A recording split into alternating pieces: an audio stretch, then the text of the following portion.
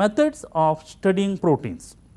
In proteomics, there are multiple methods to study the proteins. Generally, proteins can either be detected using antibodies, that is immunoassays, or using mass spectrophotometry. If a complex biological sample is analyzed, then biochemical separation has to be used before the detection step.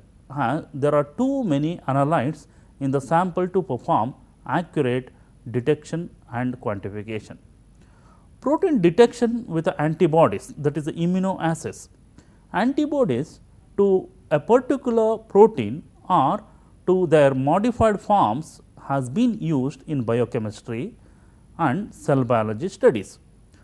The enzyme linked immunosorbent assay, that is ELISA, popularly known as, has been used for decades to detect and quantitatively measure proteins in the samples. The Western blot can be used for the detection and quantification of individual proteins, wherein an initial step of a complex protein mixture is separated using SDS page, and then the protein of an interest is identified using an antibody.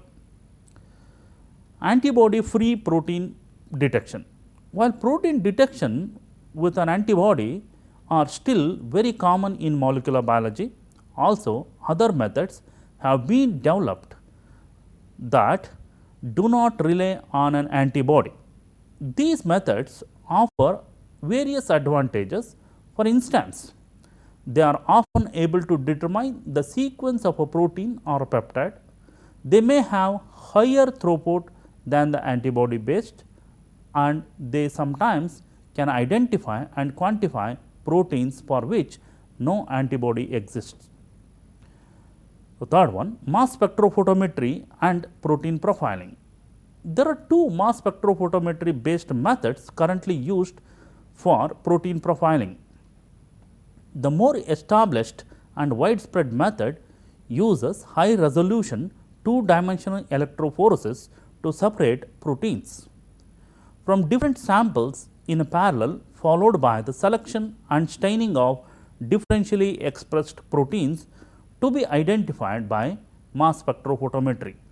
The second, quantitative approach, uses stable isotope tags to differentially labeled proteins from two different complex mixtures. Here, the proteins within a complex mixture are labeled first isotopically and then digested to yield labeled peptides. The labeled mixtures are then combined, the peptides separated by multi-dimensional liquid chromatography and analyzed by tandem mass spectrophotometry. Isotope coded affinity tag, that is ICAT reagents, are the widely used isotope tags. In this method, the cysteine residues of proteins get covalently attached to a ICAT reagent, thereby reducing the complexity of the mixtures, omitting the non-cysteine residues. Firstly, chemical reactions have been used to introduce tags into specific sites or proteins for the purpose of probing specific protein functionalities. The isolation of phosphorylated peptides has been achieved by using isotope labeling and selective characteristics to capture the function of protein among the complex mixture. Secondly, the ICAT technology was used to differentiate between partially purified or purified macromolecular complexes such as large RNA polymerase II pre-initiation complex and the proteins complexes with a yeast transcription factor. Thirdly, ICAT labeling was recently combined with chromatin isolation to identify and quantify chromatin associated proteins. Finally, ICAT reagents are useful for proteomic profiling of cellular organelles and specific cellular functions. Protein chips. Its aim behind protein microarray is to print thousands of protein detecting features of interrogation of biological samples.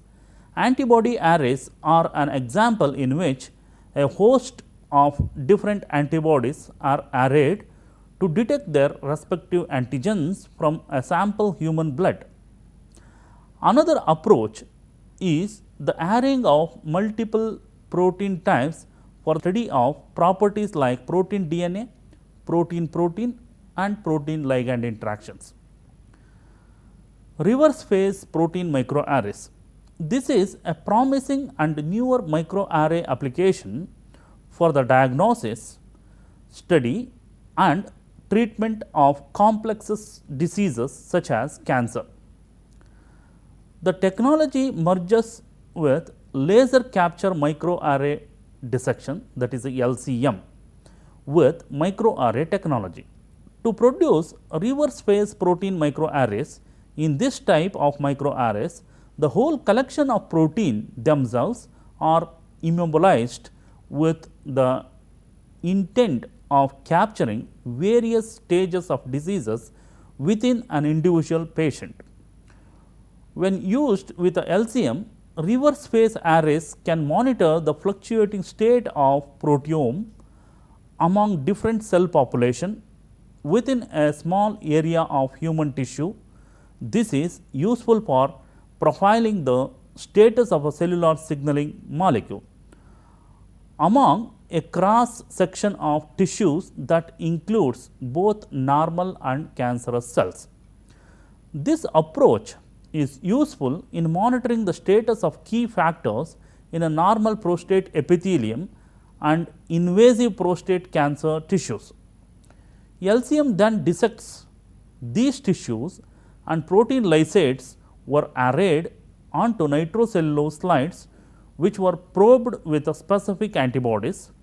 This method can track all kinds of molecular events and can compare diseased and healthy tissues within the same patient, enabling the development of a treatment and strategies and even diagnosis.